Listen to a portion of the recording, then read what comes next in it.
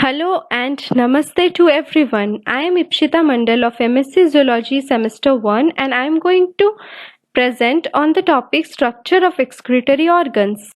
We are going to learn what is excretion, type of excretory products, organs of excretion.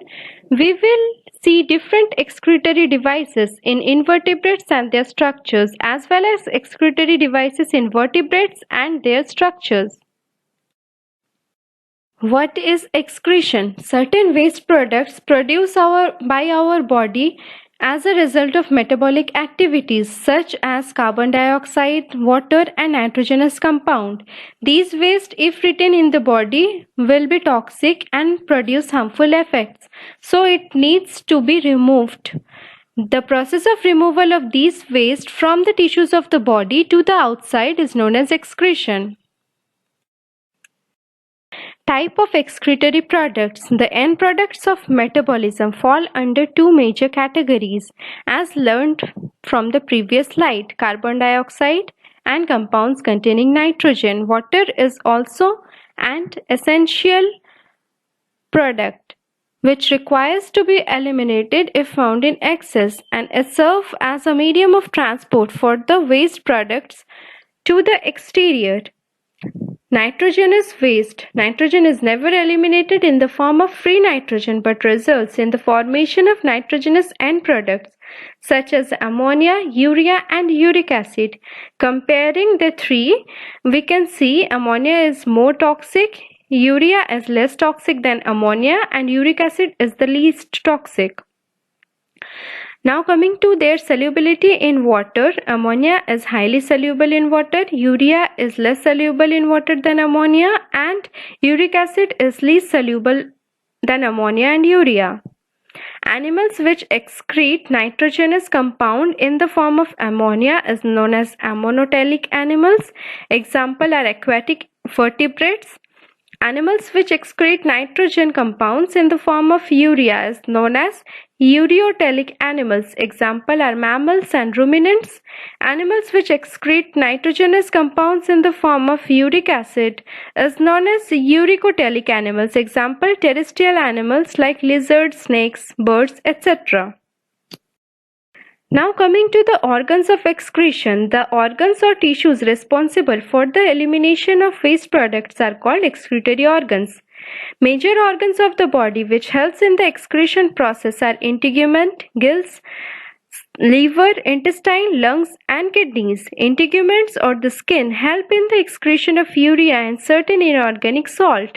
The gills and the lungs are helpful in the removal of gases like carbon dioxide. Liver helps in the removal of bile salts, cholesterol and excess calcium and iron salts. Kidneys are the major excretory organs in all vertebrate groups and also in some invertebrates. In certain lower animal groups, excretion of waste takes place directly through the cellular membrane. In certain invertebrates and vertebrates, definite excretory organs are found which do specialized function of excretion. Now we will see excretory devices in invertebrates. Protozoa. Protozoans does not have specialized excretory organs, so they excrete mainly by cellular membrane, and in some protozoans like amoeba and paramecium, they have contractile vacuoles which serve as excretory organs. Coelentrates. In coelentrates, they also does not have specialized excretory organs, so they excrete mainly by cell membranes. Platyhelminthes have flame cell system. As we can see in the diagram, the structure of flame cell. The flame cell is large, blinded at one end and bearing many cytoplasmic processes. Nucleus is displaced generally towards the blind end side and the cytoplasm bear many secretory droplets.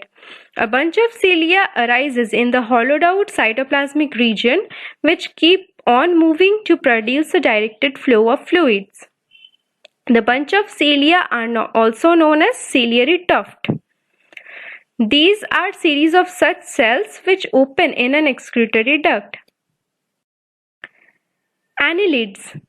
Annelids have tubular and coil structures arranged metamerically known as nephridia. Nephridia are of two types, metanephridia and protonephridia. Metanephridia have ciliated funnel or nephrostome and are open at both ends. Protonephridia are branched and opened blindly in the coelom. As from the diagram, we can see the structure of nephridia. A typical nephridium consists of a nephrostome, which is the mouth, or a ciliated funnel which hangs into the coelom and leads to the nephridial duct. The nephridial duct may be long, short, convoluted, or modified. The duct is ciliated internally, situated transversely, and is accompanied by blood vessels. The nephridial duct opens to the exterior by an opening called nephridiopore. Mollusca. Mollusks have different excretory organs such as Bogenous organ, Caber's organ, and peritoneal gland. These organs are present in different organisms of this phylum. Structure of Bogenous organ. The first part is ventral part, which is brown and thick-walled and glandular and opens into the pericardial cavity through renopericardial aperture. The dorsal part is thin-walled and non-glandular. It is called urinary bladder. The inner side of the bladder has cilia and opens through a small renal pore. The Bogenous organ is named after Ludwig Heinrich Bogenous. Caber's organ. It is a gland-like structure present in the region in front of the pericardium. It is large, reddish brown glandular mass. Arthropoda. Arthropoda excrete by either nephridia, coxal gland, green gland, shell gland, Malpighian tubule. These are also different kind of excretory organs present in different organisms of this phylum. Structure of coxal gland. As we can see in the figure, the diagram consists of the gland which is consisting an end sac, which is known as saccule, a long duct also known as labyrinth, and a terminal bladder, which is the reservoir. They open into the coxa of the walking legs. Structure of green gland. As from the diagram we can see, it have three parts: outer rounded labyrinth, middle bean-shaped bulbous end sac or coelomosac, and the inner bladder. A small duct or ureter takes urine into a renal pore opening on a small papilla on the inner side of the coxa. Structure of Malpighian tubule. Malpighian tubules are present in the multiple of two. These are slender tubules found in the posterior region of arthropod alimentary canal.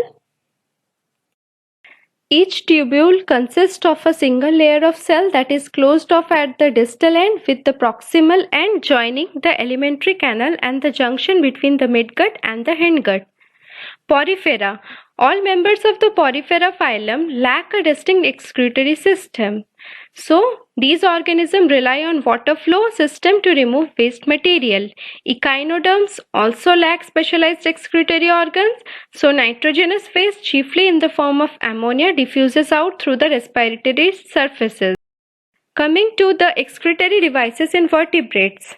Among the main channels of excretion, kidneys are the chief. The urinary system consists of two kidneys, two ureters, one bladder, one urethra. Two kidneys are connected to the bladder by the ureters, and the bladder goes to outside by the urethra. I have taken mammalian kidney as an example to describe the structure of typical vertebrate kidney. Now let's see the structure of kidney. The human kidneys are bean-shaped paired organs just situated behind the vertical column in the abdomen at the 12th thoracic to 3rd lumbar segment. The right kidney is located slightly lower than the left. Size. An average size kidney measures 10 to 12 cm in length, 5 to 6 cm in width, and 3 to 4 cm thickness. Usually the right kidney is slightly smaller than the left one. External anatomy of the kidney. The concave medial border of each kidney faces vertebral column. Near its center there is an indentation called the renal hilum, through which the ureter emerges from the kidney along the blood vessels, lymphatic vessels, and nerves. There are three layers of tissue surround each kidney. The first layer is the deep layer, the renal capsule, which is a smooth transparent sheet of dense irregular connective tissue. The middle layer is the adipose capsule. It is a mass of fatty tissue surrounding the renal capsule. And the third one is the superficial layer, the renal fascia, thin layer of dense irregular connective tissue. Now coming to its internal anatomy. When seen in sagittal section, it shows two main divisions. The outer portion is the renal cortex, which is slightly light colored, and the inner one is the renal medulla, which is dark. The renal medulla consists of several cone-shaped renal pyramids, as we can see in the diagram, the base of which faces the renal cortex, and its apex, called a renal papilla, points towards the renal hilum.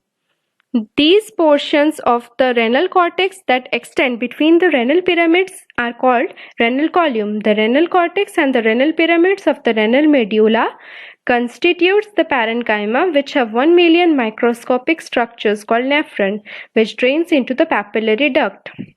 The papillary ducts drain into cup-like structures called minor and major calyces.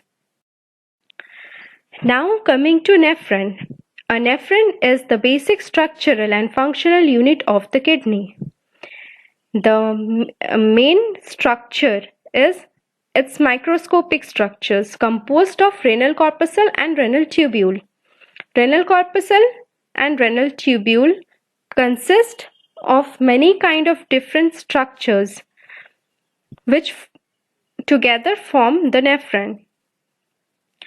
Renal tubule, it is a long and convoluted structure that emerges from the glomerulus and can be divided into three parts based on function. The first part is the proximal convoluted tubule, which is known as PCT.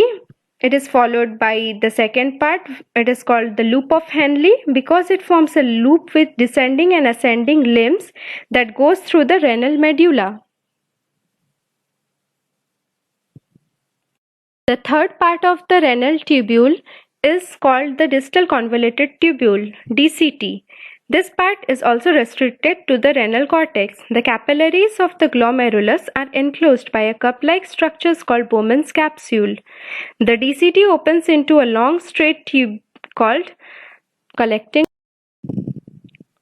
Now coming to renal corpuscle, it consists of a glomerulus surrounded by a Bowman's capsule.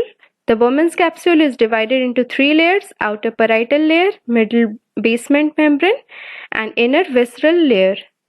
As we can see in the diagram, given the magnified nephron structure from the kidney. The references I have taken are from Wikipedia, Byju's, BioRender. From BioRender app, I have made some of the diagrams, and also I have taken some images from google.com.